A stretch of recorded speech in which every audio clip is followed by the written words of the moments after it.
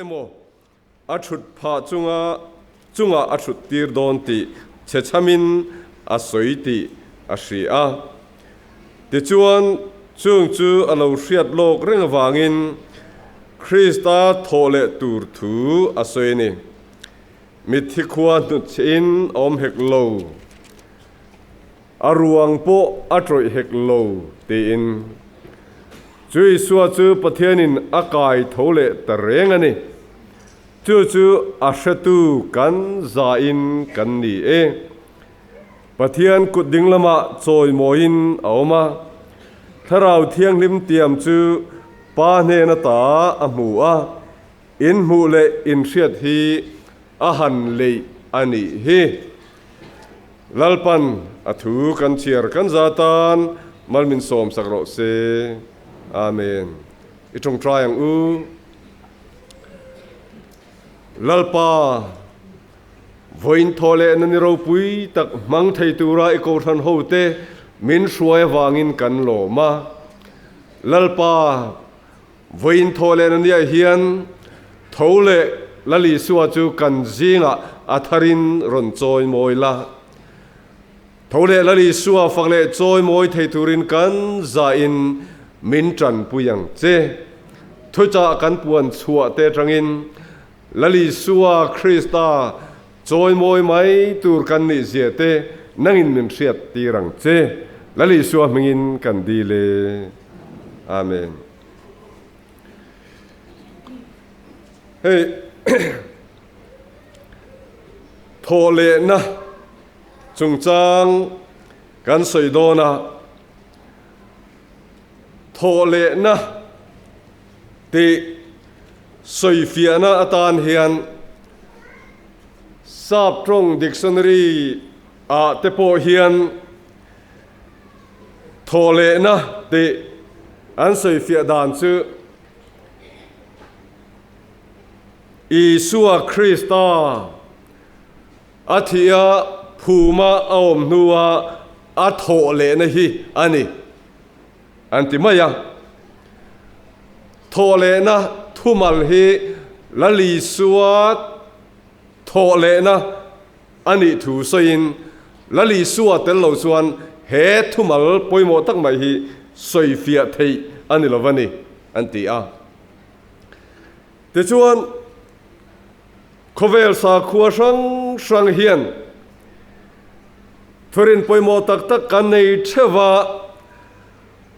amara chu khovela sa khuwa zong zinga Christian na danglam bik na pakhat chu thole na thurin kan nei hi ani lali so Krista thole na hi thole na chungchuang ani a den ma ngai po mi sing pang ai aya chungnung ani zia lan tir tu ani soi thong khan khovela sa khodang te hian thole na thurin an nei ve mi alawa sa khodhen khachuan thi thei lo na rin na te po chiang lo ruwa in an nei ve a antinan hindu ho chuan pian non na ribat anti mai te hi an nei ve a amar chon nirin dana chon khovela kandam chung nia kan nun dan a that lo azrin kan pian non le na a hian kan den hun a chia in a chelovang ti tein an soi ve ringota tin khovela hian sa kho sang alo piang to sa khodang hu chuak tu te hi thana ta thole taksa puwa an ron tho ve hi an soi kan thengai lo ani chuwang chuan lali suwa Krista thole na hi thole na ro pui ani a chuan Christian na danglam big zele khovel sa khwa zonga Christian na chungnun zia apho langin ka hriani vela hian kan thupui he asoi angein athole to kha tiani a kan thu pui than khatna tan hian azirtirna ashillokna dikzia tichiang turin lali suwa ama ngei athole ani tin kan soyanga ama ngein keima hi thole na le nunna kanni tin zona ziak bung som pakhak a khan asoya thole na le nunna nia ain soi kha thole lota sela athu soi kha rin tak pom tak ani don lo tinani tin lali suan huai taka asoi lok thin chu nithum nia chang chuan nithum china ti te nithum nuwa athole ang ti te hi asoi thin dan ani a lali suwa rong bolaya lali suan thena ta athole tur thu asoi lok na masaber chu zona bung ni chang som pakua khan kan mu a chanchin thabuziak tu dangte soidan le zona soidan tlema danglam na kan mu chu lali suan Jerusalem temple athen thiang hlim kha chanchin tha bumasa pathum chuan ahun top dona Jerusalema lal ani anga alu khan Jerusalem temple hi athian thiang hlim chau ni in min sil thina ma se zona ve thung chuan arong bol tran tira chu thil chu ati ni in asoya chuta Jerusalem temple athen thiang hlim tum a chuan lali suan he in he ti chiula ni thum chungin katung ding le ang alo ti a chumiam sia chu Israel ni puita chuan Jerusalem temple tak tak kha te chia ni thum chunga tung ding le tur anga lali suwa ain soi ni in an thri a ma se khata lali suwa soi tum chu ataksa phumin awmanga ne thum nia athole anga chu athole na chuan Jerusalem temple mai ni lovin ko than ro pui tak adin don te hi alo soi lo ani tin chu min hua chuan arong bol lai khan chin chia na phut tu te ne na zona chin chia na bak chu pek an ni lawang ti alo soi lo kha chuta lali suana soi dana chuan zona nga pui ko chunga ne thum le zan thum awmang khan ama lali suange hi ne thum le zan thum lei ko chunga awm turani ti kha alo soi lo ka chu tiang chuan lali suwa hian arong bol chung khan zona ne thum le zan thum nga pui ko chunga awmang khan lali suwa po hi phumin awmanga chum hnuwa chuan zona ang bok khan lali suwa hi thi na ne zawin athole don ani ti lali suan asoi ani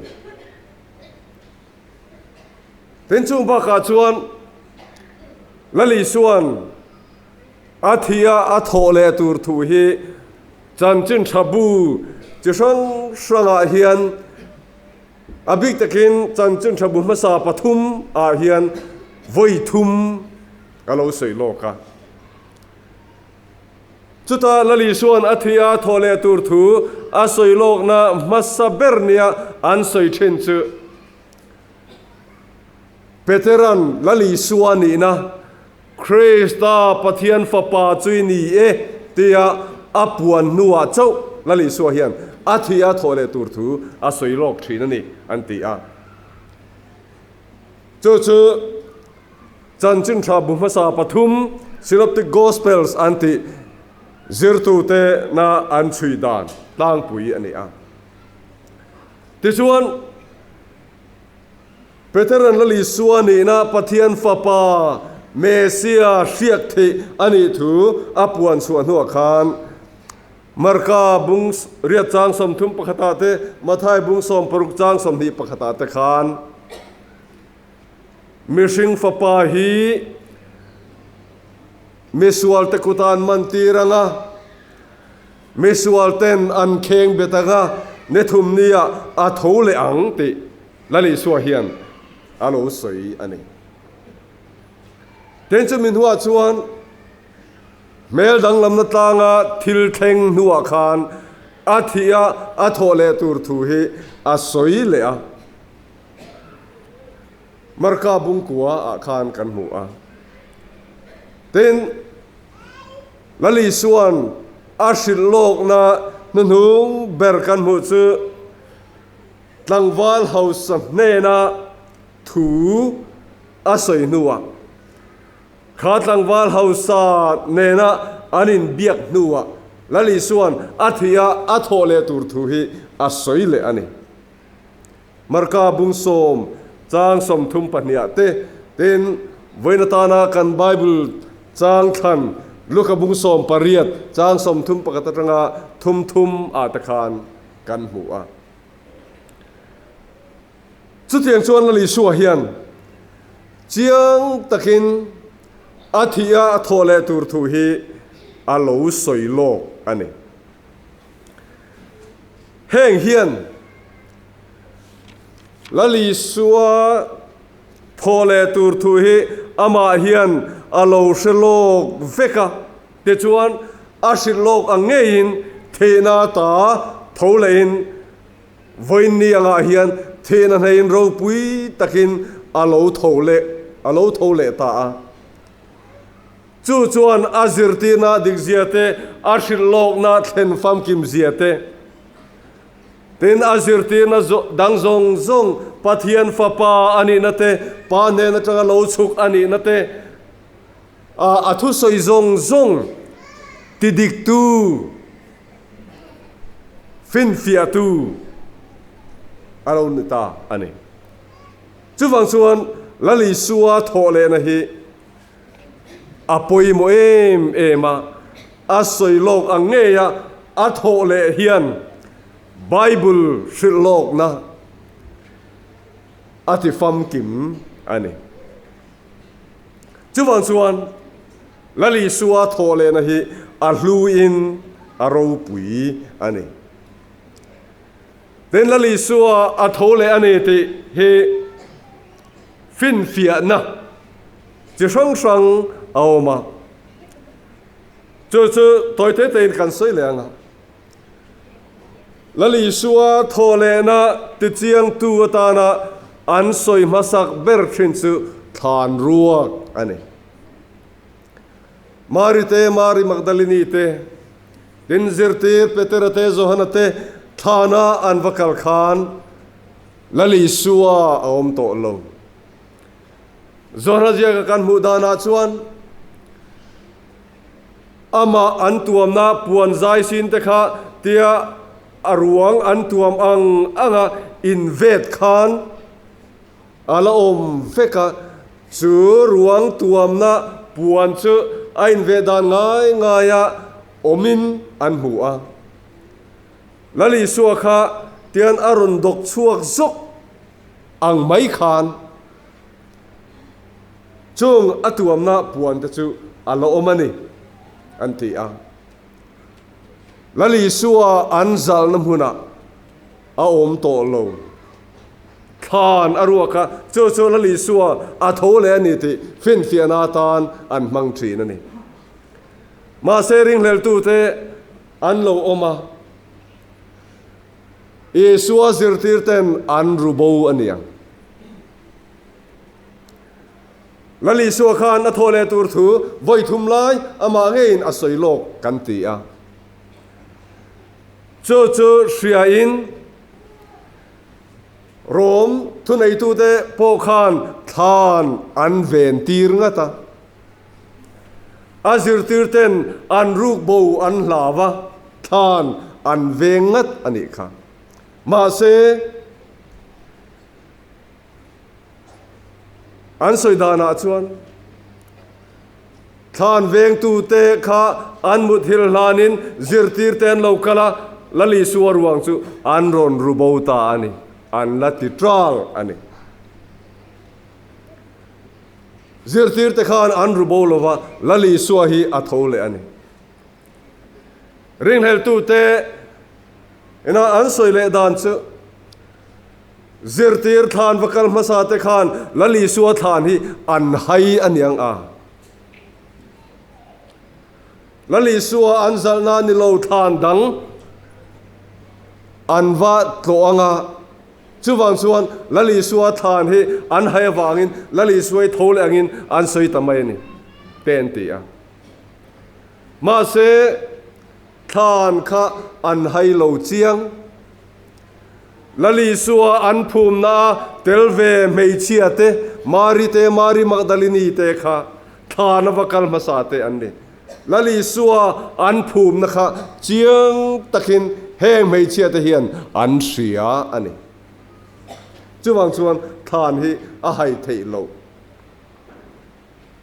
tin an soile dana chuan lali suwa phum tu Josepha Arimathai khuami khan lali suwa thu soi thandik na tan lali suwa ruang hi alo lason alo da son aniang a penti ma se Josepha ma phum tu nge hian chutianga ada son om Biblein asoi lo ani engpo ni sela chutianga than ruak ringot chu lali suwa thole na ti chiang tu tan hian alafam kim tok lo ani mai thei lali suwa athole nge ni ti chiang le zual tu chu van tir ko te thu soi hian lali suwa athole ni ti ati chianga thana vakal ma sa te ne na khan van tir ko ta hian lali suwa chu asoyang ngein athole to kha ti an lo soi ani van tir ko ten I suwa thole thu an puang ten chu mai ne lovin lali suwa athole ne ti fen fiana dang le chu ama lali suwa ngai hi azir tir ten hena ain lar ti hiani athole ni khan voi nga lai zirtir tan hena ain lara markazia ka kan mudana chuan Mari Magdalene ako chunga taram huai an ho chuan hena khan ain lar masaber ti ani a chumi dota chuan Peter hena te mei chen hena te emau konga thian dun kal hena te bindan chununga zirtir tan hena te ain lara tirko polan korin le khathuna seidana chuan unaw zanga ai tam ne na ain lara atopa chuan ahun lova piang keiman ne na po ain lar atiani than ruak kha lali suwa thole na fin fianan ating lo ani point ain lar na hian lali suwa thole nge ni ti chiang takin min siat tir ani Vina hian lali suwa ain lara ama nge nungin azir tir tenena ain suatira ama nge hian chang per te la atipunga sanga te aro mina azir tir te eituratan alo pea chung zong zong chuan lali suwa thole ni ti afin fi ani Vina hian Tirko pola soyang hian mana lali suwa chu azir tir tenena athole nu khan ain lar to thina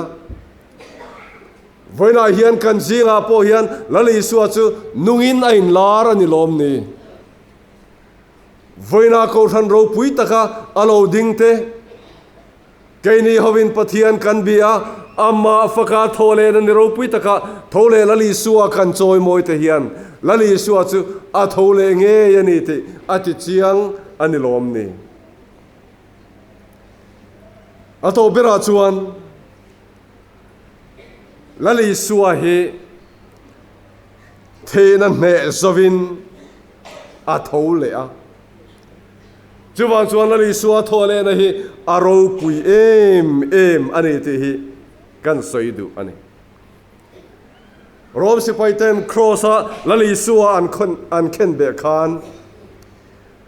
khovelin pathian fa pachunga anti thei vor top anti a pathian fa pa mishinga lo changkha arong theyang berinan soisa a amual pho theyang berin minhuai nung te thina crossa an kheng beta khovel thina thang chuan vanlal fa pa meu mishing kuta athia atlom ani lali suakha ain soi ang alo vanilo em tin khovel chuan lali suakha an deu so manang karing tin ama zui tu te beidon ziapo kan hria ema kunga thian dun kalte ti tia chuan keinin Israel te tlantu ani kan be seite lul nen antia an beidong ngoi an lalpa alakarin na sang tak beiseina thuk tak an lo nei thina kha mesual te kuta mantirin crossa ken bein athia phumin aum tamai kha an beidong top ani ringot mai ma se tholena ro pui chuan cross mual phona zong song kha aron lia khu zole ta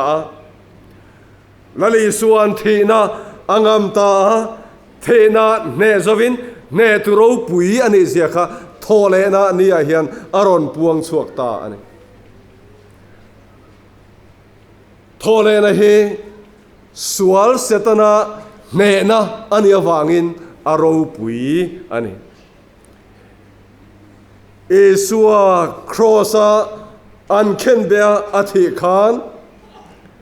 setana chu alo lom ril ru khopang setana chuan khate hun lai khan ne na ka chang ta arong bol tira athem laya athem thuk theilo kha kalvari tanga chuan setana khan pathian fapa chu mual pho takin za thak takin zang phara khen beina oma setana chuan ne na ka chang ta alo ti manin karing ma se thole na ro pui chuan lali suwa chu suale than thim chunga thunei tu ne tu ro pui ni zia aron puang chuak ta a kalvari tanga lali suan indona tharalam indona abeina a khan ne na changtu ani zia thole na hian aron puang suak ta ni vena hian lali suan thena ne zawa a thole ta ga hian indona ne tu chu lali suwa kristani zia hi thole na hian aron puang suak ta ni chu ne na chu ama tan mai ni lovin nang le ke tan lali suwa hian thina min ne sakta ani te hi vena hian isiang u thena ne zawin ro pui takin a thole ta chu thole na chu nang le ke tan thina kan ne na alo ni ta chu lali suwa thina zara chuan a thole na zara chuan than thim hi than var alo sang ta thena tri bayom tak hi reng tu te tan kan van kong hon na alo ni ta ni ti hi voina hian isa tharang u lalpana thu kan za tan malmin som sakro se amen